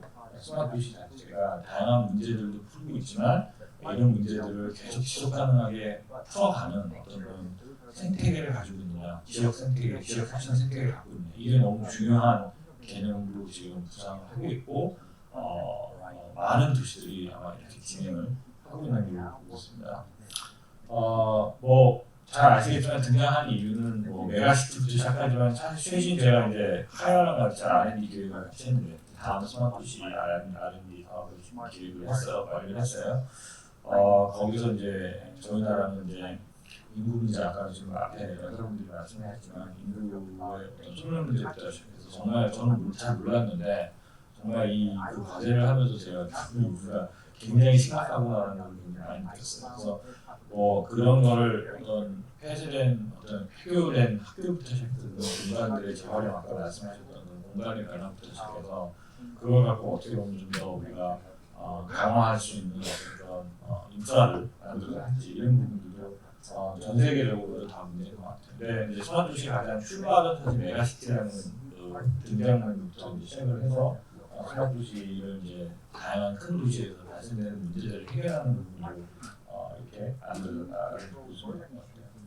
근데 여하튼 우리가 갖고 있는 문제가 여러 가지가 있죠. 미세먼지부터 시작해서 중국은 미세먼지로 힘들어지고 있고 고령화 그리고 저희가 수산 부족 범죄율 여러 가지 이제 우리 도시 문제들을 겪고 있고 이 도시 문제를 해결하기 위해서 다양한 솔루션을 그동안 우리가 해왔어요. 그래서 저는 이제 이 세 가지 정도의 어떤 관점에서 특히 이제 AI 기술이 이번에 완전 이제 임팩트를 크게 우리한테 영향을 주고 있고 지금 현재 저는 이제 스마트 도시 서울시 스마트 도시 그 계획을 수립하고 있는 MP로 지금 PM으로 활동을 하고 있어요. 그래서 이제 올 12월달에 이제 과제가 끝나는데 그 안에서도 이제 그 저희가 이 기술들 지금 등장하고 있는 여러 가지 기술들을 갖고 어떻게 좀 더 도시 문제들을 효율적으로, 효과적으로 잘 풀어나갈 수 있을지 이런 것들을 좀 수립을 하는데 결국은 이런 기술들을 갖고 어떻게 도시의 디지털 전환과 함께 지속 가능한 도시를 만들 수 있느냐 이게 어떻게 보면 좀 가장 중요한 아젠다라고 볼 수 있어요. 초연결 지능 도시라는 개념을 이제 이번에 R&D를 하면서 새롭게 이제 좀 만들었는데요. 초연결 부분은 범위를 넘어 연결된다는 뜻으로 저희가 봤을 때는 제가 이제 사람과 사람을 연결시키고 보이는 것도 있지만 공간과 공간이 연결되고 기술의 공간이 연결되는 그런 확장된 개념의 어떤 초연결들이 이제 등장을 할 거라고 보고 그런 도시나 시설들이 이제 계속 만들어질 거라고 있어요. 그래서 특히 로봇이라든지 드론 뭐 여러 가지 어떤 그런 새로운 기반 시설들이 생기잖아요. 그래서 그런 기반 수단, 교통 수단과 함께 오른쪽에는 이제 도시가 지능을 갖는다고 생각을 하거든요. 그래서 도시가 어떻게 보면 도시의 어떤 발생되는 문제를 읽고 그리고 그걸 갖고 의사결정을 내릴 수 있는 그런 문제의 인공지능 그런 기술들을 되는 최지능이라고 보고 있습니다. 그래서 도시가 지능을 갖고 범위를 넘어서 연결되는 부분들을 저는 최근의 도시라고 지금 보고 있어요. 결국에는 이제 확장하는 경우에서 경계도 사라지고 그다음에 우리가 또 어떻게 보면 균형을 좀 맞춰나가는 부분이 있어서 이 연결지능들의 개념이 이제 저희가 이제 앞으로 보고자 하는 넥스트 스마트 도시에 좀 다른 관점이라고 볼 수 있을 것 같습니다. 여러분과 오늘 쉐어하기 위해서 갖고 온 거는 사실 이제 저희 연세대랑 캠브리지 대학이랑 같이 그 인덱스를 만들어서 하고 있어요.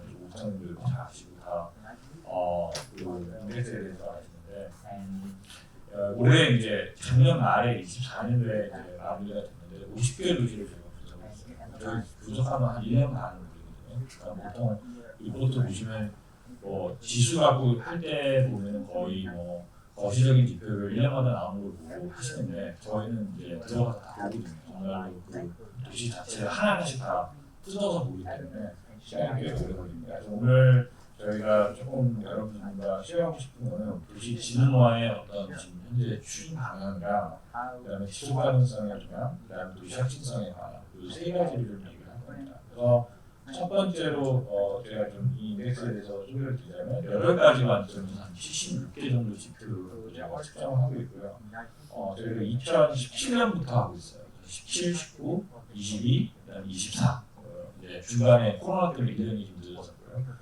24를 하고 지금 이제 26을 준비를 하고 있어요. 그래서 여기에서 이제 보는 거는 이제 어떻게 다른 도시들이 움직이고 있는지 그리고 여러 가지 관점에서 뭐 인프라 관점도 있고 서비스 관점도 있고 뭐 여러 가지 관점들을 보고 있습니다. 가보너스 관점도 있고요. 그래서 그런 관점을 통해서 이제 분석을 하는데 저희가 50개 도시를 하다 보니까 한 2,310개 정도의 서비스를 봤어요. 그러니까 2,310개 서비스와 함께 저희가 인프라적인 측면에서는 1,049개 정도, 그 다음에 1,086개 정도 프로젝트가 돌아가고 있더라고요. 50개 도시에서.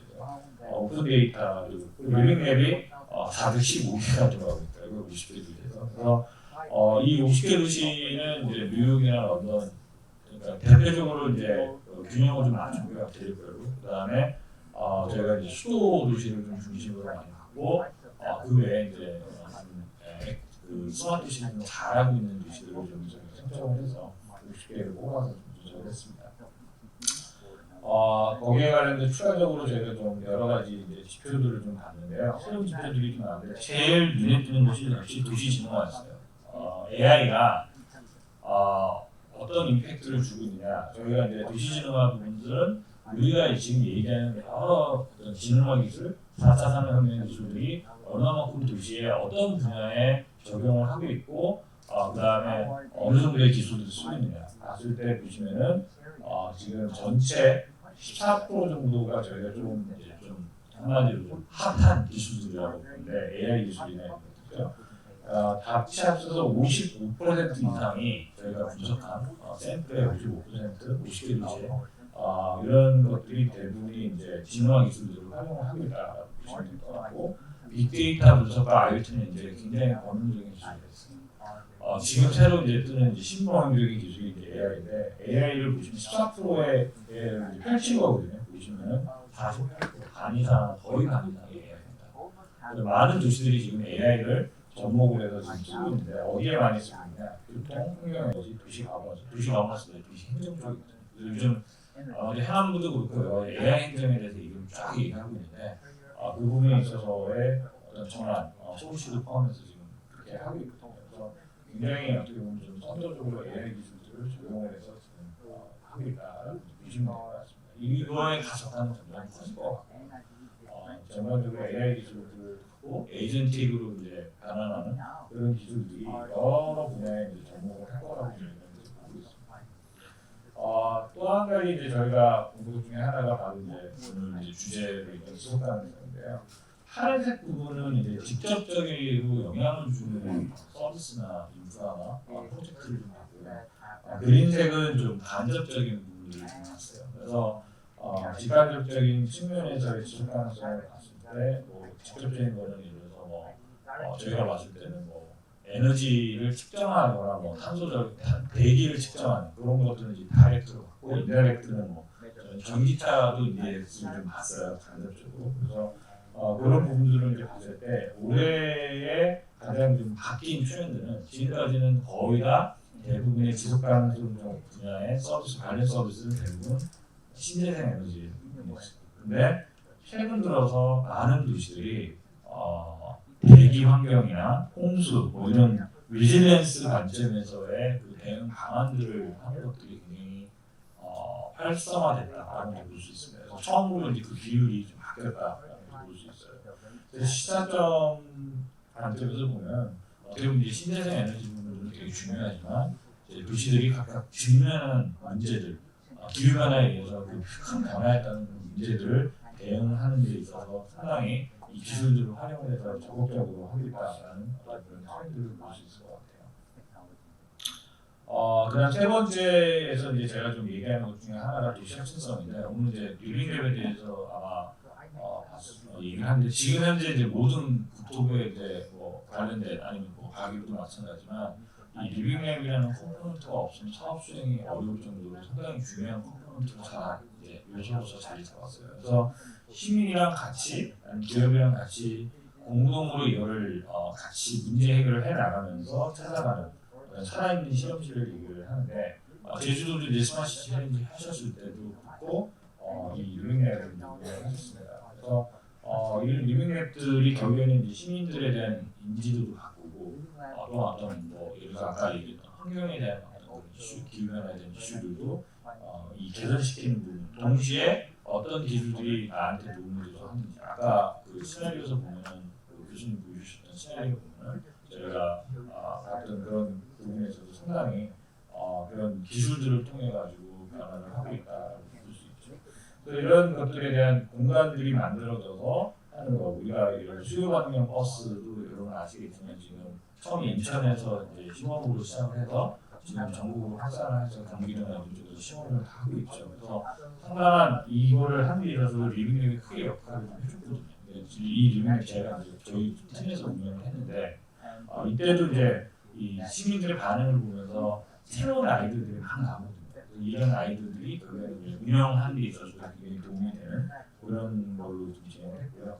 EDC도 이제 지금 56가구 부산에서 지금 하고 있잖아요. 이런 부분에 있어서도 리빙랩 자체를 갖고 해서 결국에는 이제 수요가 무엇이고 수요에 따른 우리 기술에 대한 변화들을 어떻게 우리가 개선시켜야 되느냐, 이런 부분들, 그리고 이런 기술을 안정화시키기 위해서는 어떻게 하느냐, 이런 것들에 대한 전환하는 데 있어서의 어떤 그런 수단과 도구로서 리빙랩들을 하고 있습니다. 그리고 마지막으로 이제 라스트마일 딜리버리 로봇인데, 요즘 보시면은 로봇이 굉장히 많죠. 제주도도 로봇에 대해서 굉장히 관심이 많은 걸로 알고 있는데, 여기도 마찬가지로 저희가 이걸 실증을 했을 때도 정말 그 젊은 세대가 사는 20, 30대 사는 빌딩에 이걸 해봤는데 그렇게 인기가 많았어요. 그래서 계속 이 로봇에 대한 이런 부분들 좀 개선시키면서, 계속 결국에는 우리가 쓴 서비스니까 어떻게 이걸 활용하면 좋을지, 이런 부분들을 좀 얘기를 했습니다. 저는 이제 봤을 때 선순환적인 지역혁신 플랫폼, 이 스마트 도시에 어떤 분야도 잘 만들어져야 된다고 보고 있고, 저희가 이번에 조사를 하면서는 특이했던 것 중에 하나는 전 세계 50개 도시 중에 거의 40% 이상이 슈팅 혁신단지라는 것을 했어요.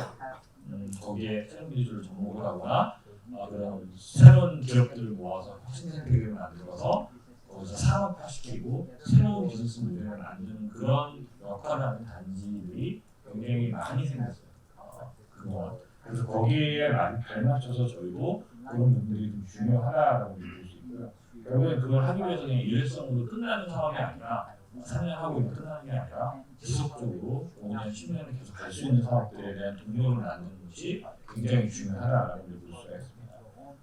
이건 참고로 보시면 좋겠고요. 제주의 어떤 지속 가능한 테스트베드 설계 이런 부분들, 그다음에 시민 참여에 대한 부분들, 그리고 또한 우리가 수출을 안 할 수가 없죠.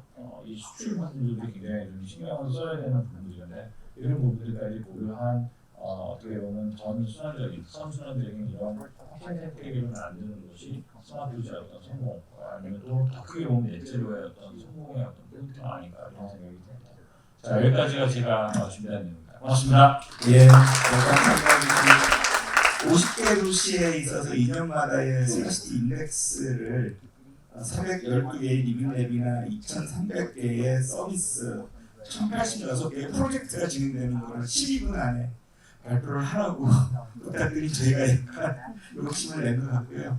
예, 이따가 Q&A 시간에는 실질적으로 그걸 하실 때 한국적인 특수성, 한국적인 특화성에서 제주가 인사이트를 얻을 수 있는 게 있다면 좀 하나 청원해 주시기 바랍니다. 바로 다음은 이창훈 원장님 모시겠습니다. 바로 앞에 교통연구원 원장님까지 하셨고 그래서 제주도 교통과 관련된 폭넓은 인사이트를 제공해 주실 걸로 믿습니다. 예, 시작. 네, 교통연구원을 떠나서 지금은 조그만 그 민간연구소, 인프라경제연구소 거기 원장하고 있습니다. 오늘 저는 우리 지속 가능한 발전을 위한 이게 주제인데 거기에 이제 교통의 역할, 교통 부문에서 어떤 이야기들을 할 수 있는지 한번 찾아보도록 하겠습니다. 이 보고서에서부터 지속가능 발전이라고 하는 게 이제 1987년도에 대두가 되어가지고 하는데 도시가 지속 가능한 발전을 하려면 교통은 과연 어떤 역할을 해야 되는지 교통이 굉장히 중요하지 않습니까? 지금 교통이 지금 인간 생활의 3요소를 의식주라고 그러는데 거기다 행을 붙여가지고 의식주 행이라고 해서 4요소가 들어갈 만큼 굉장히 중요한 역할을 하고 있는 게 교통입니다. 지금 보시다시피 저 도로를 꽉 메고 있는 저는 교통체증 저게 지속이 된다면 지속 가능한 도시 발전이 있을 수 없는 것이죠. 그리고 이게 저 자동차들이 전부 친환경 차량으로 바꾼다 해도 저게 전기차로 100% 대체가 된다고 해도 여전히 저 교통체증의 어떤 사회적 경제적 비용이라든지 이런 것도 역시 지속 가능한 발전에는 저해가 되는 것이죠. 교통 문제가 이와 같이 이런 문제들이 있는데 또 하나의 문제는 지금 탄소 배출의 문제가 더 심각하게 나타나고 있는 것이 현실입니다. 이 국내 교통부의 탄소 배출의 그 비중이 지금 13.5%로 굉장히 비중이 높습니다. 물론 미국과 같이 자동차 중심 그런 사회는 저 비중이 한 24%가 되거든요. 굉장히 높거든요. 근데 우리는 대중교통이라든지 인구 밀도가 높고 이렇게 하다 보니까 그리고 다른 부문의 어떤 상대적 비중이다 보니까 지금 13.5%를 차지하고 있는데 교통 수단별로 한번 잠깐 살펴보시면 지금 이 항공기와 같이 이렇게 단거리 국내 항공 노선 같은 경우 한 사람이 통행을 위해서 1km를 가기 위해서 소비되는 탄소 배출 양이라고 보시면 되는데 굉장히 높죠. 그리고 이 가솔린 자동차도 역시 굉장히 높고 물론 경유차도 마찬가지고요. 대중교통으로 갈수록 대중교통 버스라든지 이런 열차 이런 경우는 굉장히 낮게 나타나고 있고 전기 자동차 같은 경우 굉장히 낮게 소형 승용차라든지 이런 경우 굉장히 배출 정도가 낮아집니다.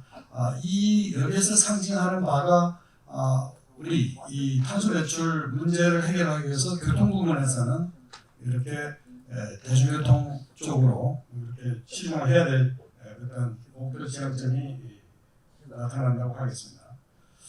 자, 모빌리티의 지금 대전환 시대, 오늘날 대전환 시대를 맞이하고 있습니다. 교통이라고 하는 것이 어떻게 경직된 과거의 어떤 수송에 초점을 둔 거라면 좀 더 능동적인 어떤 맞춤형 개인의 위주의 어떤 모빌리티라고 하는 그런 개념으로 지금 전환이 되고 있는 현실입니다. 교통의 이런 미래 교통의 부분에서 교통 신기술이라든지 네 가지의 그 이슈들이 상당히 가장 중요한 이슈들이라고 볼 수 있는데 보시다시피 자율주행 그리고 스마트 모빌리티 그리고 이 친환경 차량 그리고 빅데이터 이 네 가지 키워드가 상당히 중요하게 차지하고 있습니다. 자, 이 보시다시피 자율주행차 이게 머지않아 우리 지금 현재도 레벨 5까지 자동차를 지금 레벨 4 수준의 자율주행차는 지금 택시라든지 이런 쪽에 운행을 하고 있는 도시들도 세계적으로 나타나고 있고 우리나라도 레벨 4의 자율주행차 기술 개발은 어느 정도 이루어지고 있습니다. 나르는 자동차, 이제 꿈 같은 자동차가 수륙 양용이 아니라 육항 양용이 되는 이런 시대가 지금 기술적으로 뒷받침하고 있고 UAM도 마찬가지죠. 이 UAM도 우리 일상 보편화되는 실용화되는 그런 날이 머지않았다 이렇게 보아집니다. 더불어서 우리 퍼스널 모빌리티라고 하는 이 개인 교통수단 이런 것도 굉장히 기술 개발이 되고 있고 많이 활용이 되고 있는 것입니다. 세그웨이라든지 전동 킥보드라든지 이런 기술들이 신기술과 접목되면서 개인의 어떤 통행 활동에 굉장히 또 도움을 주고 있는 그런 기술들이죠. 빅데이터 역시 마찬가지입니다. 빅데이터 기술이라고 하는 것이 아까 앞에서 말씀하셨지만 AI의 교통 부분의 AI의 그 활용률이 21% 가장 높게 나타나고 있는데 이런 빅데이터가 기반이 되면서 그런 기술과 접목하면서 여러 가지 교통 부분에서 또 혁신을 이루고 있습니다. 모빌리티가 지금은 트렌드가 이렇게 세 가지 중요한 포인트를 말씀드릴 수가 있겠는데 지금 사실 공유 내 마이카보다는 카쉐어링이라든지 그리고 자전거도 내 자전거뿐만이 아니라 퍼블릭 바이크 이런 공유의 개념으로 쓰고 있는 그런 시스템들이 하나의 트렌드라고 보고 두 번째로는 도어투도어 3보 이상 승차 또는 교통 서비스라고 하는 것이 좀 더 거점과 거점만을 연결하는 것이 아니라 바로 문 앞에서부터 문 앞까지 연결되고 또 이 온디맨드 서비스가 많이 보편화되고 있는 온디맨드 부르면 오는 그런 서비스가 지금 보편화되고 있는 것이 모빌리티의 3대 포인트라고 볼 수 있겠습니다. 이게 결국은 우리 개인의 입장에서 보면은 스마트 모빌리티라고 하는 그 서비스를 우리가 지금 수혜하는 그런 입장이 되겠는데요. 우리 그 모바일 기기를 통해서 이 손 안에 있는 이 스마트폰을 통해서 모든 그 교통수단의 정보 그리고 수단들 간의 어떤 정보의 연계성 그리고 내가 필요한 곳에 어디를 가겠다 그리고 어느 정도의 경제 수준에 어느 요금 수준에 내가 가겠다 할 때 그거를 뭐 AI가 그걸 계산을 해주고 거기에 맞춰서 직접 안내까지 해주는 그 맞춤형 이런 스마트 모빌리티 서비스가 이제 점차 도래하고 있고 이제 보편화되고 있는 현실이라고 볼 수 있겠습니다. 자, 그러면 이런 지속가능한 발전을 위한 도시를 위해서 가장 중요한 것은 무엇이냐? 가장 거기서 그 기초가 되는 것은 역시 이 대중교통이라고 하는 것, 대중교통의 이노베이션이라고 하는 것은 굉장히 중요한 요소가 될 수 있다고 봅니다. 프랑스의 그 스트라스부르라고 그러면 굉장히 그 관광 도시로 예쁜 그런 도시죠. 이 도시에 1990년대 초반부터 그 전에 트램이 있었던 이 도시에 1990년 다 걷어내서 자동차 위주로 갔다가 야 이래서는 안 되겠다. 이 도시가 이래서는 뭐 도심 지역도 전부 자동차로 꽉꽉 체증이 심하고 그래서 자동차를 걷어내고 이게 트램으로 가야 된다. 대중교통 중심으로 가야 된다라고 해서 이 카트린 트로트만이라고 하는 예절시장이 상당히 역할을 많이 했습니다. 그래서 이런 그 실제로 도로상에서 시뮬레이션을 이렇게 해가지고 트램 1편성이 자동차 177대의 그 도로상에 있는 것을 걷어낼 수 있는 그런 효과가 있다 하는 것을 시민들한테 보여주면서 이 트램 사업을 추진을 했고요. 현재 6개 노선이 지금 이 스트라스부르를 운행을 하고 있고 자동차들은 저 외곽에 있는 환승 주차장에 무료로 파킹을 해놓고 시내 들어올 때는 시내에서는 이 트램이 저렇게 이쁜 트램들이 시내를 돌아다니면서 이렇게 환경을 바꿨는데 이거야말로 1990년대 그야말로 스트라스부르크의 지속 가능한 발전을 위한 하나의 기초 작업이 되었지 않나 이렇게 생각합니다. 이분도 굉장히 유명한 분이죠. 이분 이 자이메 러너라고 하는 이 쿠리티바, 브라질 쿠리티바 시장이죠. 그래서 쿠리티바는 지금도 여러분 뭐 가보신 분들 계시겠지만 사실 세계 진짜 환경의 수도라고 할 만한 그런 도시입니다. 도시 계획적 요소도 그 모범이지만 교통 부분에 있어서 이 BRT의 원조가 바로 이 자이메 러너 이 시장이 저 시스템을 한 30일 시장 역임하는 동안에 쿠리티바시의 인구가 한 40만 정도 되는 1960년대부터 시작을 해서 지금 인구가 한 190만 되는 도시권으로 이렇게 발전되어 있는데 그 당시에 내다본 쿠리티바가 지금 세계 환경의 수도라고 할 만큼 이렇게 변모를 했다는 것입니다. 이분이 City is not a problem, City is a solution이라고 하는 그 표현이 굉장히 의미가 있습니다. 우리 지구상의 인구가 지금 2050년이 되면 100억에 지금 달하고 지금 개발도상국 같은 경우는 지금 도시화율이 지금 정신없지 않습니까? 굉장히 복잡하고 엄청난 도시 문제들을 일으키고 있고 거기에 교통 문제, 뭐 사회 문제, 주택 문제, 범죄, 뭐 환경 문제 이런 도시 문제들이 있는데 그렇게 하고 있는 게 이분이 이게 프로그램이 아니라 이 도시를 잘 관리해서 이렇게 환경 친화적 도시로 지속가능 도시로 체제를 갖추게 되면 우리 지구를 살릴 수 있는 솔루션이 될 수 있다. 이런 걸 강조하시는 분입니다. 굉장히 한 2, 3년 전에 저분이 정확하게 돌아가시긴 했지만 굉장히 그 브라질리 쿠리티바라고 하면은 우리 서울에 그 BRT 사업을 할 때도 이 벤치마킹을 했고 저분이 또 한국에 와서 강연도 하고 많이 도와주고 그렇게 한 적이 있습니다. 싱가포르의 리쿠안유 이 수상 이야기가 안 할 수가 없는데 싱가포르이 그 초소 강국으로서 지금 경제 강국으로 지금 등장을 했는데 싱가포르는 이 어떤 지속 가능한 도시 교통을 위한 어떤 정책적 측면에서 굉장히 들여다볼 그런 지역이라고 볼 수 있습니다.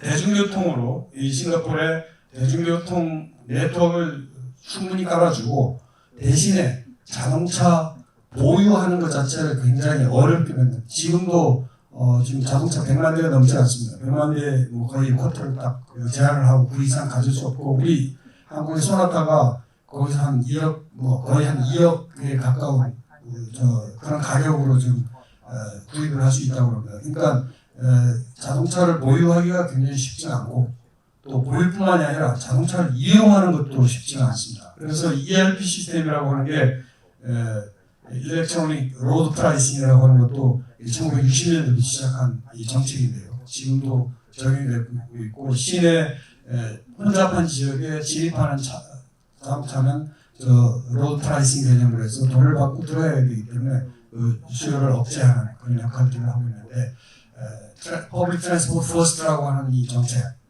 이건 우리가 눈여겨볼 필요가 있는 그런 지역이라고 볼 수가 있겠습니다. 우리 대한민국 어떻습니까? 과거에 우리 대한민국도 지금 대중교통 분야에서는 뒤떨어지지 않습니다. 서울에 방문하는 외국 교통 전문가들이 와도 서울의 대중교통 시스템이 상당히 좀 바람직하다라고 굉장히 좋은 평가들을 내리고 있는데 그동안 우리가 굉장히 많은 노력을 했죠. 지하철 네트워크를 확보한다든지 그리고 BRT 사업들을 한다든지 그리고 IT 기술이 굉장히 앞서 있는 우리가 그런 쪽에 또 이용을 하면서 이 대중교통 이 분야를 굉장히 많이 발전시키는 것이 사실입니다. 시간이 다 됐다고 좀 메시지가 떠가지고 올림픽 지난 올림픽이 올림픽 30년 전에 88 올림픽하고 28년에 30년 딱 걸린 이 동계올림픽 기간이 딱 30년이거든요. 30년 전에 자동차가 한 200만 대밖에 안 되는데 지금 2018년에는 2,300만 대, 한 10배 이상 증가했지만 88 올림픽 때는 교통 문제가 굉장히 좀 심각했었어요. 자동차 홀짝 운행도 하고 그렇게 했는데 30년 후에 동계올림픽, 물론 동계올림픽 이후에 교통 문제가 도시 교통하고 좀 다르긴 하지만 굉장히 많은 발전을 했다는 것을 눈으로 보여준 그런 사례가 있습니다. 그만큼 우리가 지속 가능 교통 시스템을 위해서 우리나라가 그 많은 노력을 많이 했다는 것이고 지금 GTX 같은 경우도 이게 스피드 혁명이라고 좀 볼 수 있습니다. 파주 운정에서 서울역 가는데 1시간 이상 걸렸던 게 지금 뭐 20분이면 좀 주파하고요. 나중에 이제 강남까지 한 90분 정도 걸리는 KTX에서 한 90분 정도 걸리는 것이 예를 들면 이게 내후년에 이제 개통이 되면 완전 개통이 되면 22분, 20분 정도면 22분이면 출발할 수 있으니까 1시간 반 걸리는 게 22분이 이게 혁명이거든요. 근데 이거 자체로의 혁명이라기보다도 이 기존의 대중교통에 다른 건 다 좋은데 스피드가 떨어졌던 이 단점을 이 GTX와 ABC 노선이 계속 확충이 되면 업그레이드 할 수 있다는 겁니다. 스피드업 할 수 있는 전반적인 평균적인 스피드를 올릴 수 있기 때문에 이게 하나의 혁명이 될 수 있다는 그런 개념에서 이 GTX 사업을 볼 수가 있겠고요. 도시 개발에 있어서 트랜짓 오리엔티드 디벨롭먼트라고 하는 이 개념, 또 도시 개발을 하는 데 있어서 대중교통 중심의 개발을 한 것. 과거에 일단 아파트 지어놓고 도시 개발을 해놓고 교통 문제를 하다 보니까 얼마나 힘들었습니까? 지금은 TOD, 사전 선교통 후 계획 이런 개념으로 가는 게 이제 TOD 도시 개발 방식인데 굉장히 강조가 되고 있는 것이고요. 지금 이 녹색 교통수단이 자전거라든지 그리고 청계천 사업을 통해 가지고 저를 보행 환경으로 이렇게 변모한 모습들은 굉장히 바람직하지 않나 이렇게 봅니다. 시간이 조금 지났지만 그래도 한 가지만 더 말씀을 드리고 좀 지나가겠습니다. 파리에 이 그랑파리 프로젝트로 그랑파리 익스프레스라고 하는 이 프로젝트가 지금 현재 진행되고 있는 겁니다. 이거 굉장히 눈여겨볼 만한 사업이거든요. 이 파리 수도권에 지하철 전철이 1,800km 이상 깔려 있습니다. 우리 서울에 600km 조금 지납니다. 한 3배 정도가 많이 깔려 있어요. 특히 파리 중심지에는 105평방킬로미터 파리 중심지에는 거의 뭐 한 5분 걸으면 바로 메트로 스테이션이 있죠. 거의 거미줄처럼 되어 있는 파리 수도권에 2030년까지 200km의 고속철도망, 광역급행철도망을 건설을 하고 있습니다. 지금 현재. 이게 건설을 하는데 교통망만 구축하는 것이 아니라 친환경, 지속가능 도시의 개념으로 개발을 하고 있다는 것이 이제 특징입니다. 거기에 68개 철도역을 지금 개발을 하고 있는데 이 철도역 하나하나가 그 도시의 거점이고 그 지역에 그 여러 가지 그 친환경적인 도시 개발을 하고 있다는 특징이 있고 지금 현재 지금 파리 시내가 아니고요. 이건 주로 여기 보시다시피 파리시 외곽에 10개의 이런 허브들을 개발을 하고 있다는 것입니다. 요 에펠탑 너머로 저 보이는 게 이제 라데팡스라고 하는 게 과거의 신도시인데요. 이 라데팡스와 같은 이런 허브 개발을 10개 지역에 파리 외곽에 이렇게 하면서 그 10개의 도시들을 아까 말씀드렸던 고속철도망 200km가 4개 노선으로 연결을 하고 있다는 것입니다. 기존에 1,800km가 깔려있는 전철망에 200km를 추가를 하면서 지금 하고 있는데 여기서 한 가지 이제 말씀드릴 것은 역세권 총 면적만 해도 140평방킬로고요. 수도권 총 인구의 90% 이상이 철도 역세권 내에 2km 반경 내에 거주하는 걸 목표로 이렇게 하고 있고 저희 도시 자체는 상당히 지속가능한 도시, 친환경 도시, 탄소 중립 도시 이런 도시의 개념으로 지금 프로젝트를 진행하고 있다 이렇게 말씀드리고 이 세 가지를 제가 말씀을 드리고 싶었는데 대중교통의 혁신은 이 지속가능 교통의 중심이 될 수밖에 없다는 것이고 또 거기에 스마트 모빌리티라고 하는 이걸 통해서 그런 대중교통과 기타 여러 교통수단간들을 효율적으로 연결시켜주는 그런 게 되어야 되겠고 그러면서 대중교통과 스마트 모빌리티가 연계되는 그린 도시 개발 이런 게 필요하다. 그래서 우리 지금 GTX 역세권 개발하는 데 있어서도 상당히 저런 파리의 GB 프로젝트 같은 경우는 좀 참고할 만하지 않나 이렇게 생각합니다. 감사합니다. 예. 전 세계에 있는 가장 대표적인 것까지 다 말씀을 해주셨고 그리고 마지막에 파리와 관련된 거 말씀해 주셨는데 파리는 또 15분 도시하고 연계가 돼 있잖아요. 그래서 좀 우리가 관심 있게 봐야 될 지역이 아닐까 생각이 됩니다. 예, 다음 마지막으로 우리 오성익 사무국장님, 예, OECD와 관련된 내용이라든가 굉장히 다양한 인사이트를 갖고 계실 거라고 믿습니다. 발표 부탁드리겠습니다. 네, 감사합니다. 원장님께서는 제주 출신으로서의 사랑을 많은 표현으로 말씀하십니다. 어떤 때는 사랑은 눈치 쓰고만 더 표현된다고 하는데 짧게 하겠습니다. 이 15분 도시 등등으로 이제 프랑스의 모레노 교수가 많이 언급됩니다. 많이 발표도 하시고 상도 받으십니다. 작년에 한국에 오셨을 때 한번 만나서 말씀드려보니까 제주와 많이 소통하고 계시더라고요. 제주에서 15분 도시를 구현하기 위해서 많이 애쓰는 모습이 좋게 느껴졌습니다. 요즘에 OECD에서는 플레이스 베이스드 어프로치라고 해서 그 지역에 맞는 성장 전략을 해야 하는 게 아니냐. 또 쉽게 말해서 이런 거죠. 서울이 세계 도시에서 몇이냐라고 할 때 가장 항상 높은 순위를 못 받게 끌어당기는 건 공기질입니다. 서울. 근데 그 이슈가 중요하다고, 서울에서 중요하다고 해서 제주도의 공기질을 더 좋게 하자. 여기에 투자할 건지, 아니면 도민들이 생각하는 더 중요하게 생각하는 어떤 다른 이슈 생각하는 건지. 이런 것들이 이제 플레이스 베이스 어프로치죠.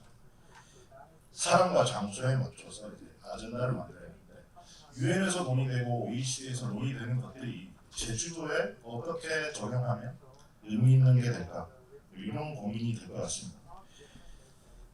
저는 분명히 제주도에 이제 부모님 뵈러 오면, 저는 고향이 위입니다. 부모님 뵈러 얘기하다 보면 그걸 어떤 거창한 한자로 된 단어를 말씀하시지 않지만 주로 성장과 관련된 걱정을 많이 하시면서 지금 어떻게 먹고 사는데 우리 자식들은 무슨 먹고 살 것이냐, 이거에 대한 그 불안함이 계속 남아있는 것 같습니다. 그런 것들이 이제 잘 대응해 주시는, 지금까지 도정에서 잘 대응해 주시는데 앞으로도 잘 해주시면 좋겠고, 이 컨퍼런스는 그런 데서 우리 제주도에서 찾을 수 있는 게 무엇일까를 좀 더 찾아보는 기회가 될 거라고 생각합니다. 저는 이제 OECD에서 이제 지역개발정책위원회 분과 부의장하면서 이제 계속 그쪽에도 논의하면서 우리의 좋은 사례를 얘기합니다. 아마 가을에 가게 되면 제주도의 아리백 성공 사례 한번 공유해서 그런 게 다 있어. 이제 뭐 아시다시피 넷제로 이런 하면서 기후, 특히 기후 위기 대응과 관련해서 OECD가 많이 관심을 갖습니다. 그러면서도 냉정하게 얘기하는 건 넷제로하고 성장 자꾸 대립된다고 하는데 그게 아니다. 같이 간다는 걸 얘기합니다. 거기에 기술이 성장과 관련해서 역할을 할 것이다 라고 얘기를 합니다. 도시의 역할에서 자칫 오해하는 게 도시에서 이산화탄소가 많이 발생된다. 총량은 많습니다. 하지만 1인당 탄소 배출량은 농촌에 비해서는 적습니다. 이거는 사실입니다. 다만 도시가 좀 더 많은 재원이 모여있고 좀 더 노력을 했을 때 CO2를 좀 더 줄일 가능성이 높으니까 도시에 대해서 얘기를 하는 겁니다. 그건 오해하시면 안 됩니다.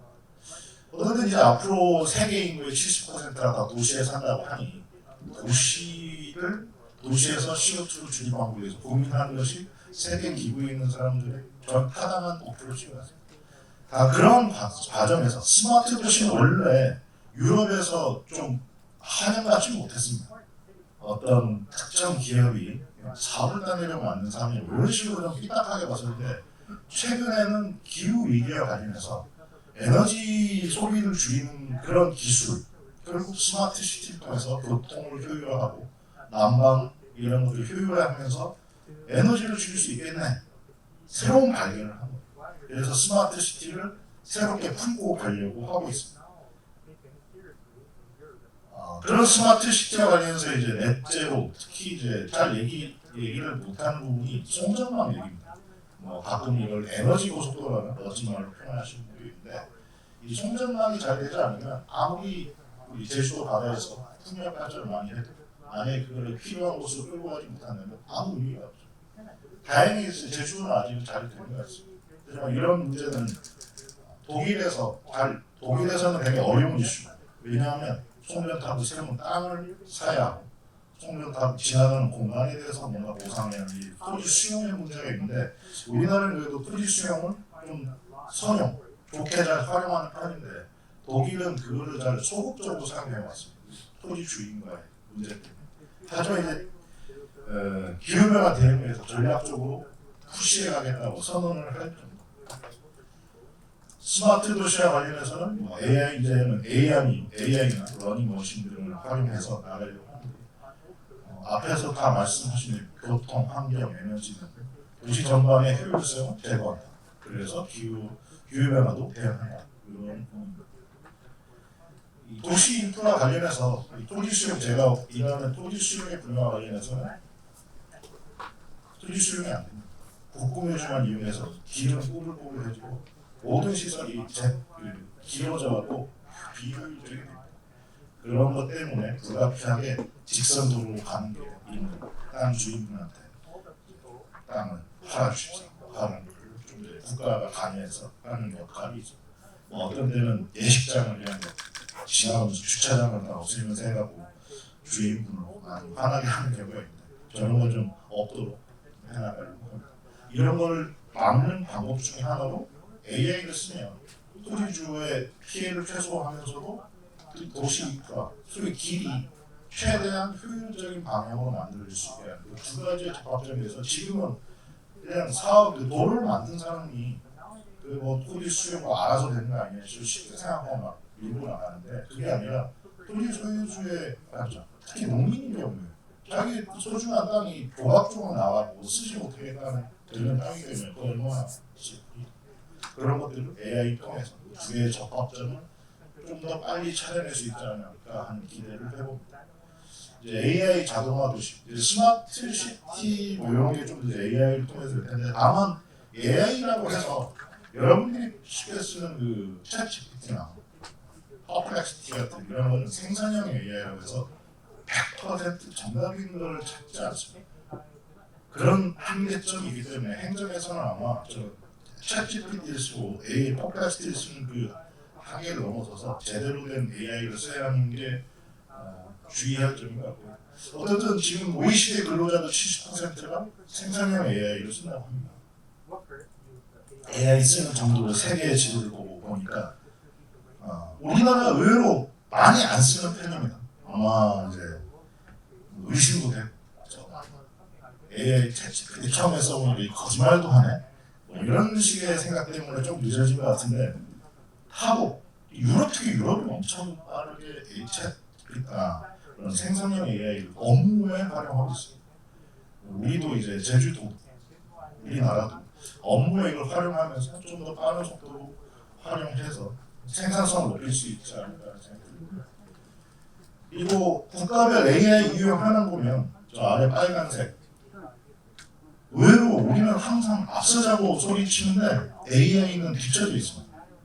그걸 위기라고까지 할 건 아니지만 뭔가 왜 외국이 유럽에 있는 특히 유럽에 있는 국가들이 저렇게 AI를 적극적으로 활용하고 있는지에 대해서 고민하고 우리나라도 제주도도 활용에 대해서는 고민해야 할 것 같습니다.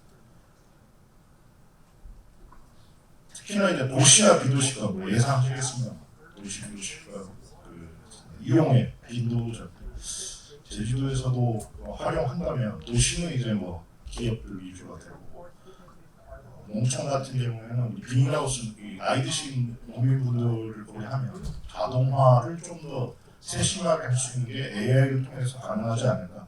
그런 면에서 AI를 어르신들께도 좀 활용에 대해서 고민해볼 필요가 있지 않나 생각이 들고 현재 산업별 이용 현황에서는 뭐 정보 산업, 금융 이런 쪽에서 많이 사용하고 있습니다. AI 활용과 관련해서 고용과 관련 정책 광고가 있는데 이런 것들이 먼 세상의 얘기가 아니고 이제 우리나라로 다 오고 제주도에도 오고 저는 여파가 오기 전에 저 AI를 선용할 수 있는 방법에 대해서 도정 시민분들께서 같이 논의했으면 하는 바람입니다. 이제 AI 활용에 대해서 혼자 챗GPT 쓰면 된다 이런 생각할 수도 있지만 제주도의 현재 직면한 이슈 중에 하나가 해녀분들과 관련해서 밴더곰 현상에 대해서 그냥 거의 손 놓고 있을지 모릅니다. 지금 해녀분들이 해녀 숫자가 줄어드는 게 문제라고 하는데 줄어드는 이유 중에 하나는 우선은 힘든 일입니다. 힘든 일이 싫어하니까. 두 번째는 하겠다고 해서 가보니까 잡을 게 없는 그런 상황에 대해서 우선 하나라고 해결해야 하니까 AI를 통해서 최소한 갤로움이 어떻게 확대돼 갈지라도 예상하고 거기에 대해서 인공업적 사업을 할 구역을 빨리 찾는다 이런데 AI의 활용을 생각해 볼 수 있지 않을까라고 해녀의 아들로서 제안해봅니다. 항상 마지막 페이지는 감사합니다. Thank you for listening인데 저는 제가 존경하는 사람의 사진으로 마지막으로 사용을 합니다. 그리고 표현도 없이 꼭 삭스마시다라는 제주도 사람다운 걸 하고 싶어요. 제 어머니 사진입니다. 구글 컬처럴 인스티튜트 해녀하고 아마 유네스코 문화유산 등재 때문에 경쟁할 때 구글이 저 도와주겠다고 했고 구글 그 행사 검도를 옆에서 그때 어머니께서 해녀 대표에서 말씀 주시고 이런저런 구글 사람들한테도 좀 잘 좀 챙겨봐줘 했는데 덕분인지 문화유산이 됐습니다. 근데 항상 우리 제주도에서 좀 잘 했으면 하는 육지에 가보니까 느껴지는 건 뭐냐면 우리가 갖고 있는 소중한 자산들이 어떤 세계적인 인정을 받았습니다. 유네스코를 받았을 때. 그런 인정을 받았을 때 짓거지는 그 사람의 왕으로 당연한 겁니다. 근데 짓거진 다음에 그걸로 끝나면 안 되고 그거가 사회적인 의미가 뭘까? 경제적인 의미가 뭘까? 이런 거에 대해서 좀 생각해 봤으면 하는 사람입니다. 한 번은 도저히 해녀가 없앤다고 해서 난리가 한번 났었죠. 우리 그런 때까지는 다만 이 해녀가 현재 오늘조차도 폭삭 소가수의 그 인기에도 불구하고 해녀는 그냥 제주의 것만으로 되죠. 저는 한국의 최초의 워킹맘이 해녀인데 왜 해녀가 살아온 그 삶의 방식에 대해서 서울에 있는 워킹맘들하고 얘기를 안 해요.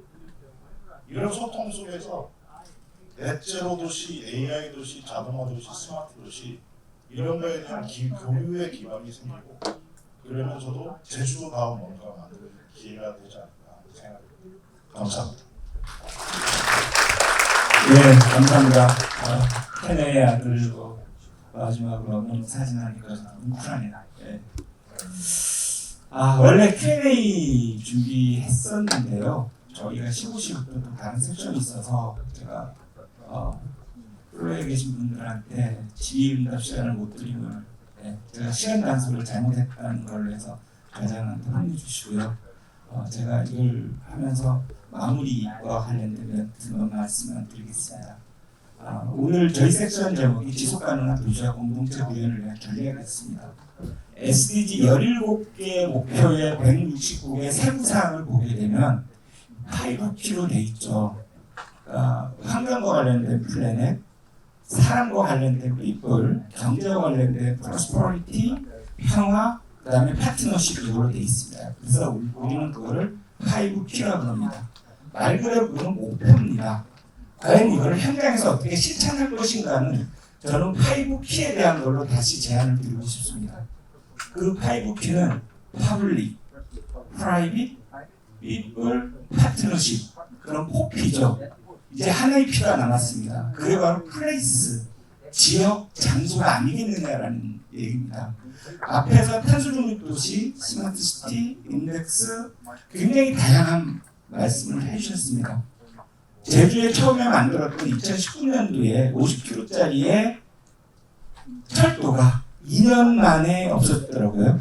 그리고 현재 제주도가 고민하고 같이 논의하고 있는 18km에 대한 수소트램도 결국은 지속가능성, 주민의 일자리 문제와 경제와 관련된 가장 중요한 관광하고의 접목을 어떻게 할 것이냐, 그리고 지역에 있는 기존의 모빌리티하고 어떻게 연결을 할 것이냐가 가장 핵심이 될 거라고 믿고요. 그리고 제주만이 갖고 있는 가장 중요한 과, 모빌리티과가 앞에 우주가 붙어 있는 거 아시죠? 우주 모빌리티과입니다. 제주는. 그래서 그만큼 큰 그림을 그리고 있고 그 가운데서 여러 가지 접목이 필요하지 않냐라는 생각이 듭니다. 마지막으로 여기에 계신 분들 오늘 나가실 때 하나씩에 대한 리스폰스를 했으면 좋겠습니다. 저거 그래 해볼만 해. 뭔가 반응을 하나씩 해주시고요. 그걸 할 수 있는 어빌리티를 좀 고민을 해주세요. 능력에 대한 문제입니다. 그래서 나갈 때 어빌리티와 리스폰스가 합쳐진 리스폰서빌리티에 대한 책임에 대한 거를 같이 공감을 했으면 하고요. 그거를 실천할 수 있는 각자의 역할을 한 번 더 생각할 수 있는 그러한 시간이 됐으면 좋겠습니다. 네, 너무 발표하시라고 수고하셨고요. 끝까지 참여해 주신 모든 분들께 감사드립니다. 수고하셨습니다. 이걸로 마치겠습니다. 이번 세션을 마치겠습니다.